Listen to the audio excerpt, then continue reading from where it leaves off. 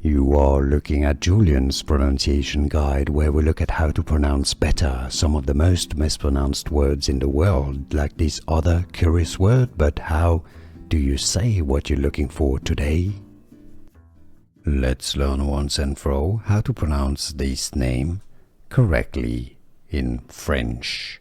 The French pronunciation. This is named after a city that has a beautiful castle in France as well, in Oise. If you want to learn more French, stay tuned. I've got more videos for you pronounced as, in French, Chantilly. I-double-L is pronounced like I, with like a Y, essentially, Chantilly. So the L sound is not there. The L's are not pronounced as L, so it's not Chantilly or Chantilly, no, Chantilly.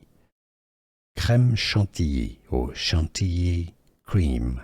So the French pronunciation should be as Chantilly, the Chateau de Chantilly, or Chantilly cream.